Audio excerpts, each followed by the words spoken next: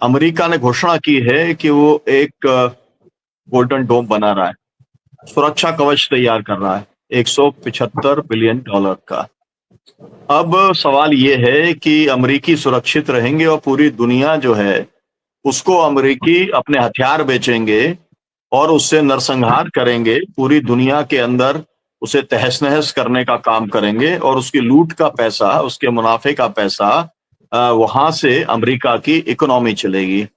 उसे war economy के नाम से आमतौर पर जाना जाता है। आज हम इसी विषय के ऊपर बात करेंगे और हम जानकारों से आज इसको लेकर के इस बात की हम समीक्षा करेंगे कि आखिरकार अमेरिका शांति और जो है लोकतंत्र का पाठ पूरी दुनिया को पढ़ाता रहता है।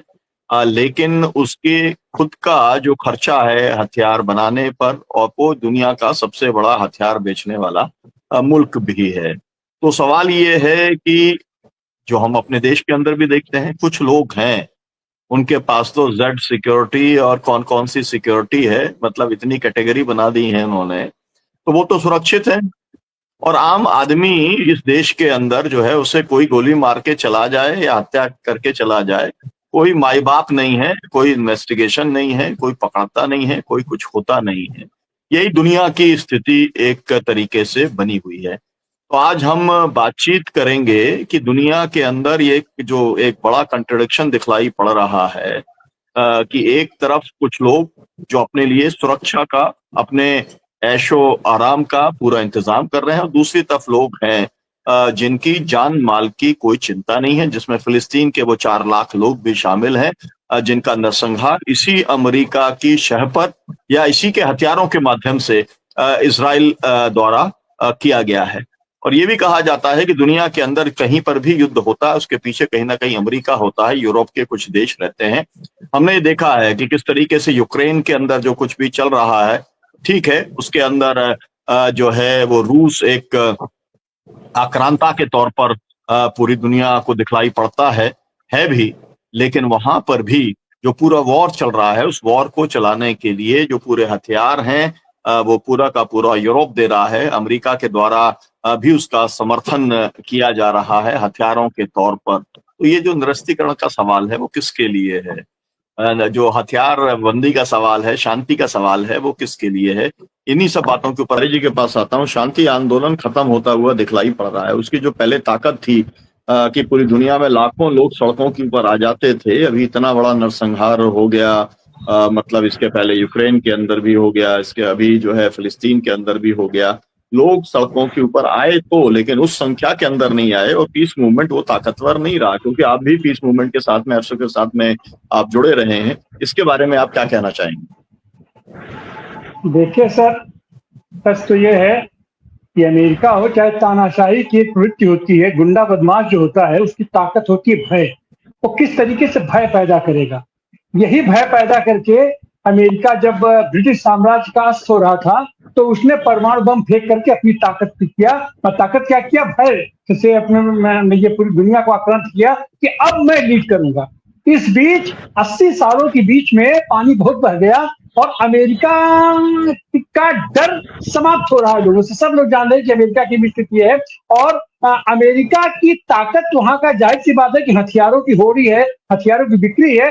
तो दुनिया में जैसे ही शांति आंदोलन शुरू होगा, शांति आंदोलन तेज होगा, तो ये हथियार बेचने वाले लोग, और उसमें अमेरिका है, फ्रांस है या ये जो कोई भी हो, इनकी अर्थव्यवस्था डगमगाती है।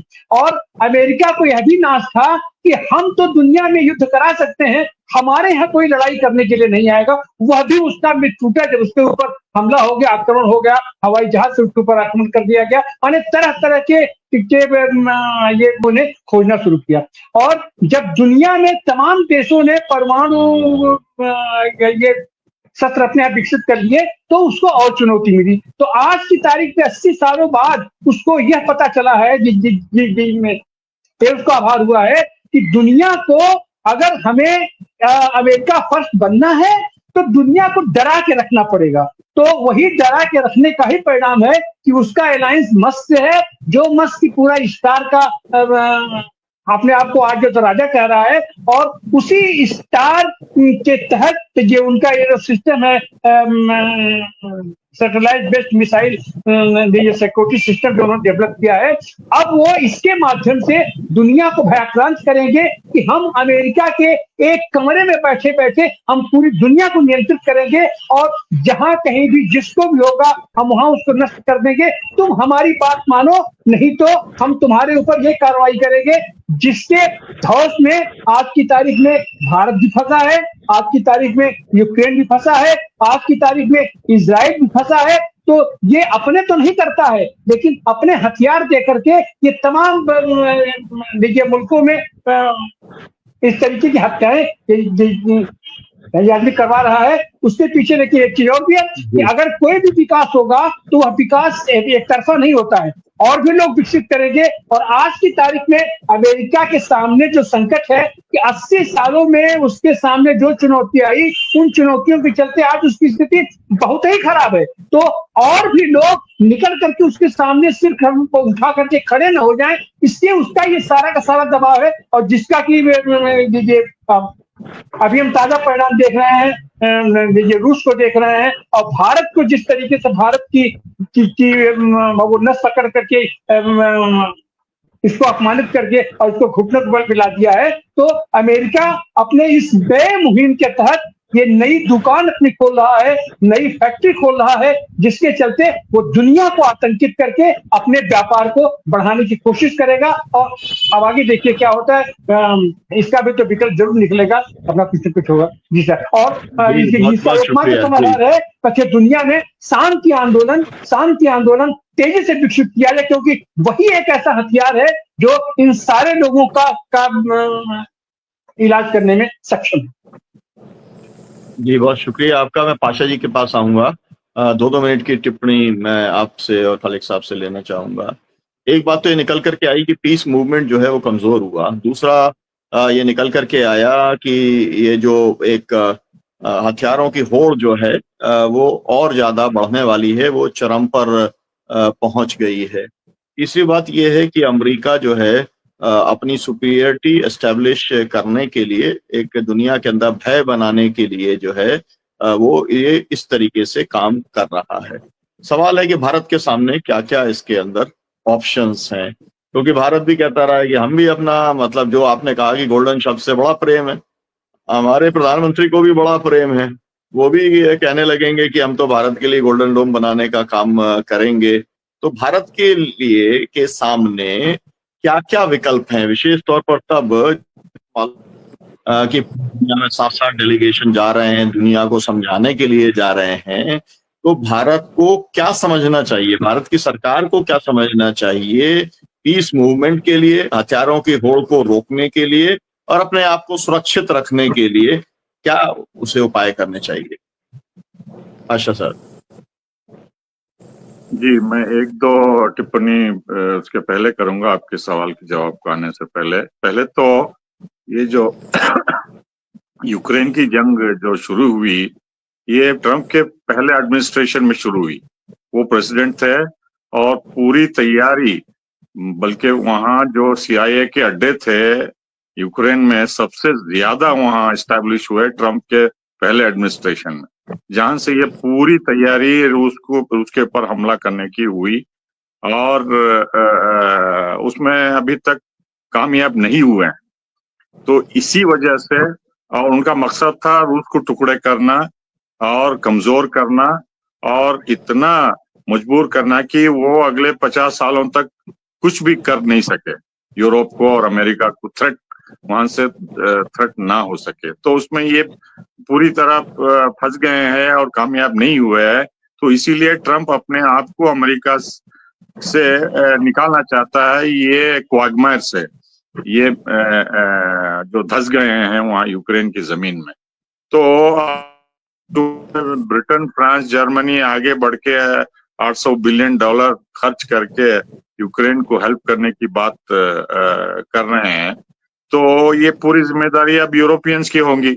जैसा आप जानते हैं, फ्रांस के प्रेसिडेंट जो हैं अपने न्यूक्लियर वेपन्स पोलैंड और 2-3 और ईस्ट यूरोपियन जो नाटो मेंबर्स हैं वहां तैनात करने का फैसला लिए हैं। जो पहले अमेरिका करता था, तो अब ये जर्मनी, ब्रिटेन और फ्रांस के पास जो न्यूक्लियर वेपन्स हैं वो अब धीरे धीरे रूस के बॉर्डर के कंट्रीज जो हैं, जो नाटो में हैं, वहां तैनात करेंगे, डिप्लॉय करेंगे। तो इसका मतलब ये है कि बर्तानिया जो है सबसे एंटी रशियन वारमोंगर कॉलोनियल पावर रहा है पिछले 200-250 सालों से। उसकी नीति अभी उसी राह पे चल रही है और वो किसी भी तरह रूस को कमजोर करना चाहते हैं। लेकिन रूस ने बताया कि कन्वेंशनल वार में वो हरा नहीं सकते। तो अब जो 1 साल पहले न्यूक्लियर वार की बात कर रहे थे, टैक्टिकल वेपन यूज करने की यूक्रेन को लेके, तो अब वो थम गई है बात, क्योंकि वहां दाल नहीं गली उनकी। तो अब आगे चल के दोबारा प्रोवोक करेंगे पोलैंड के जरिए और रोमानिया के जरिए और दूसरे ईस्ट यूरोपियन कंट्रीज के जरिए रूस को इसमें खींचने के लिए। तो अमेरिका इससे सुरक्षित होना चाहता है, ये गोल्डन डोम बना के, ताकि कोई भी मिसाइल अगर अमेरिका की तरफ आता है, रूस की तरफ से या चीन की तरफ से या नॉर्थ कोरिया की तरफ से, तो उसको सुरक्षित रखें। जहां तक भारत का सवाल है, जब तक ये एनडीए गवर्नमेंट सत्ता में रहेंगे, मोदी प्राइम मिनिस्टर बने रहेंगे, ये अमेरिका के पपेट बन के रहेंगे। ये वहां से आर्म्स खरीदेंगे और उनकी नीति जो चीन के खिलाफ पॉलिसी है उसमें धीरे धीरे और मजबूत करेंगे, ब्रिक्स से दूर होते जाएंगे और रूस से जो हमारा पुराना रिश्ता है, चाहे वो इकोनॉमिक है, टेक्नोलॉजिकल है, कल्चरल है, डिप्लोमेटिक है, मिलिट्री वेपन्स का है, वो कमजोर होता जाएगा वो। और इससे जो है अमेरिका आश्वासन देगा भारत को कि आपको भी ये गोल्डन डोम का प्रोटेक्शन देंगे अगर आप चीन के साथ कुछ बॉर्डर कॉन्फ्लिक्ट होती है या आपको धमकाता है या लद्दाख को लेके या अरुणाचल प्रदेश को लेके आपको धमकाने की कोशिश करेगा, तो हम आपके साथ हैं। हम आपको भी हमारा गोल्डन अम्ब्रेला आपके सिर पे तैनात करेंगे, आपको सुरक्षित रखने की कोशिश करेंगे। आप हमारे से हथियार खरीदिए, आप रूस को भूल जाइए और आपका एक ही दुश्मन है, वो चीन है। और चूंकि पाकिस्तान को अपने जेब में रखे हैं, वो non major non NATO ally की तरह, और भारत और पाकिस्तान को ग्रेट कंट्रीज बोल के ट्रम्प ने डिक्लेयर कर दिया, तो हम जो है जूनियर पार्टनर बन के रहेंगे और अमेरिका के पपेट बन के आगे इसी राह पे हम चलते रहे। जी बहुत शुक्रिया, आपने बहुत विशेष तरीके से आपने विश्लेषण किया, बहुत एजुकेटिव है।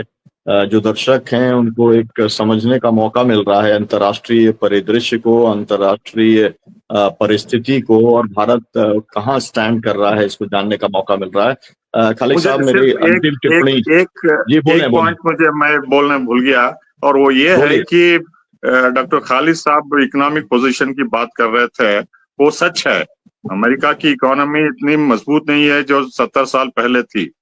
अब ये भी सवाल उठ रहे हैं, ये 4 अमेरिका के जो स्टेट्स हैं, कैलिफोर्निया, टेक्सास, न्यूयॉर्क और एक नाम मैं भूल रहा हूँ, ये ओपनली कहते आ रहे हैं कि हमको जो फेडरल गवर्नमेंट है उनकी इमिग्रेशन पॉलिसी से सहमति नहीं है, हमको इमिग्रेंट चाहिए हमारी इकोनॉमी के लिए।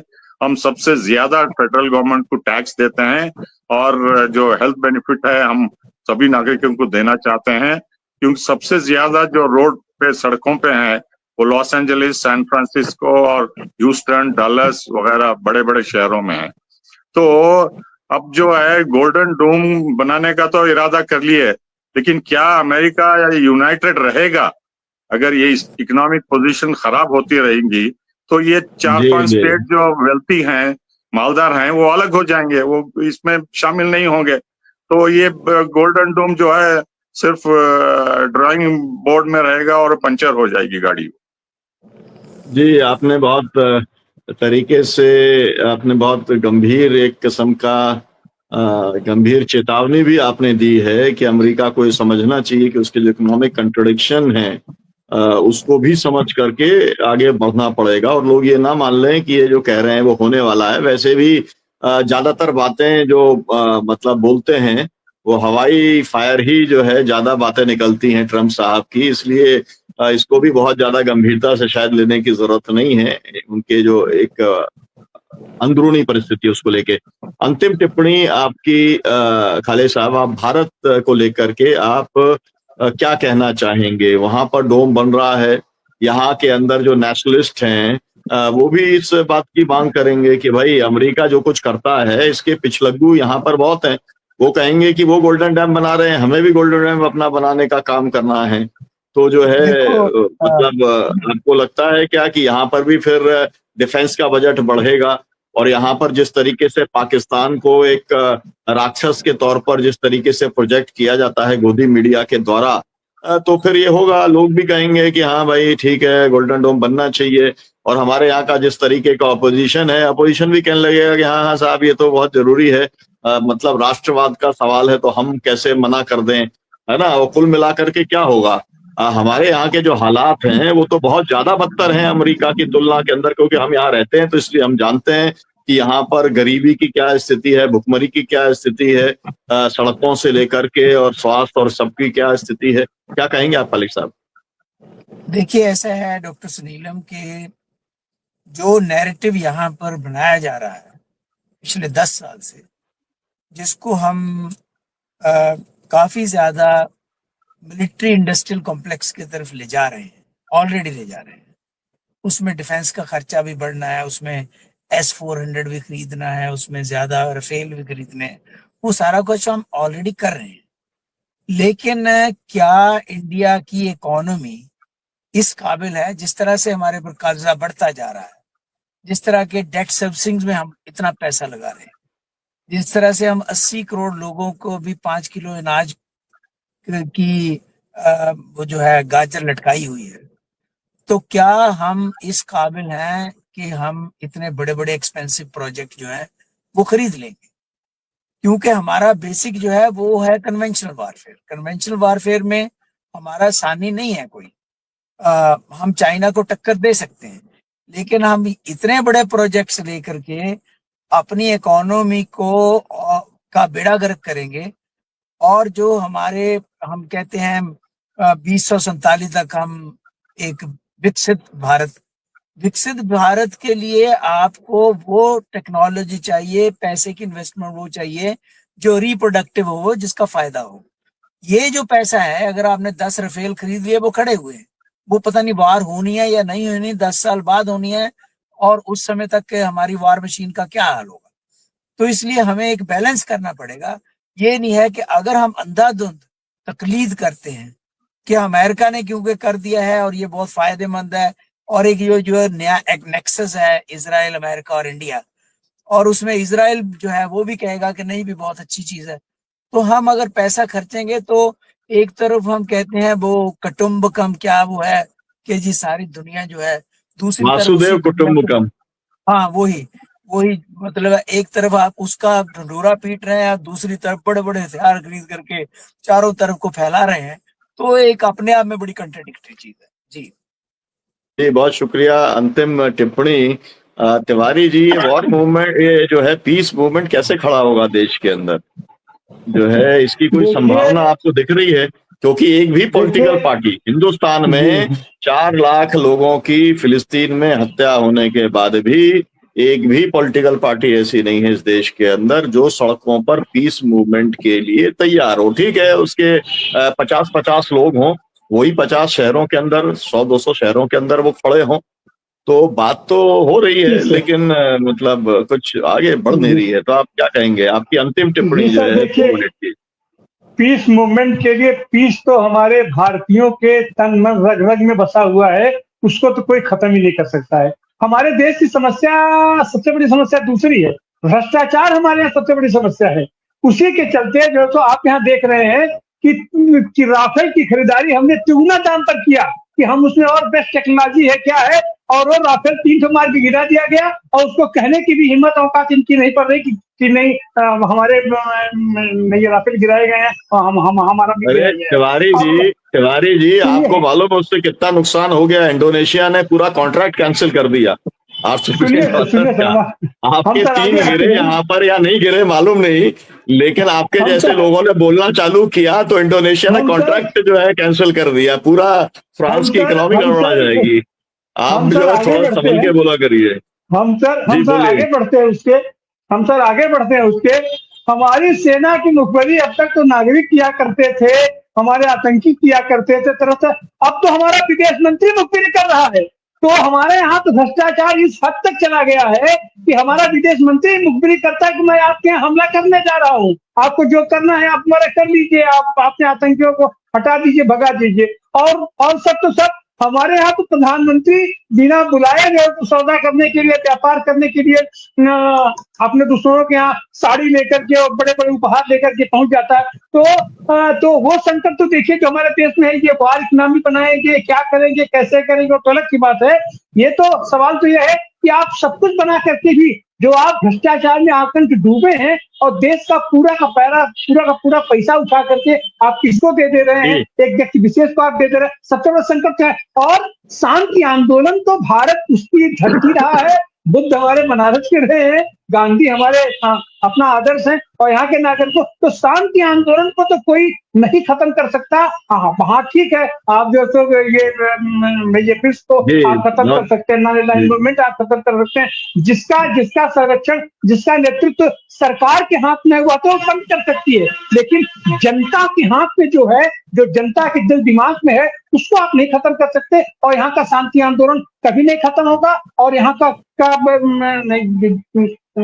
ये शांति संदेश दुनिया के पैमाने पर जाएगा।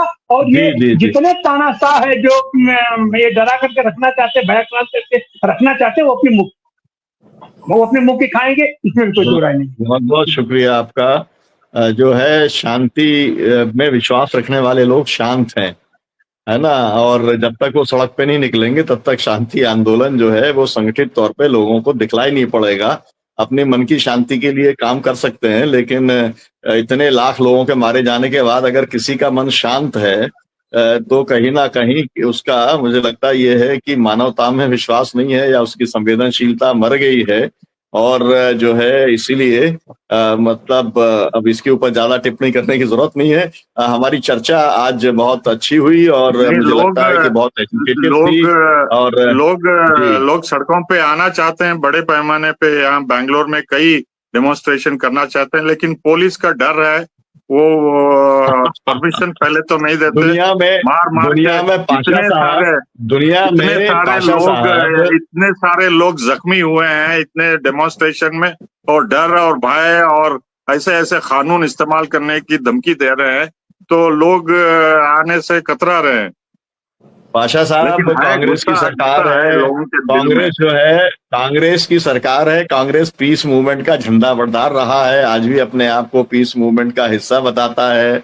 और अगर उसकी सरकार अगर नहीं करने देती है, अगर उसकी सरकार पीस मूवमेंट के डेमोन्स्ट्रेशन नहीं निकालने देती है, तो ये बहुत शर्म की बात है। और ये सवाल राहुल गांधी से पूछा जाना चाहिए, ये सवाल कांग्रेस की लीडरशिप से पूछा जाना चाहिए, खड़गे साहब से सवाल पूछा जाना चाहिए कि आप अगर फिलिस्तीन के प्रति चिंतित हैं और अगर लोग फिलिस्तीन के समर्थन में सड़क पर निकलना चाहते हैं, तो आप क्यों, आपकी सरकार उनके ऊपर एफआईआर लगाती है। 54 एफआईआर केवल झंडा लगाने के ऊपर वहां पर हो चुकी हैं। तो मेरा कहना यह है कि लोग तो चाहते हैं, ये बात सही है, लेकिन डरने वाले लोग दुनिया में कभी कुछ नहीं कर सकते।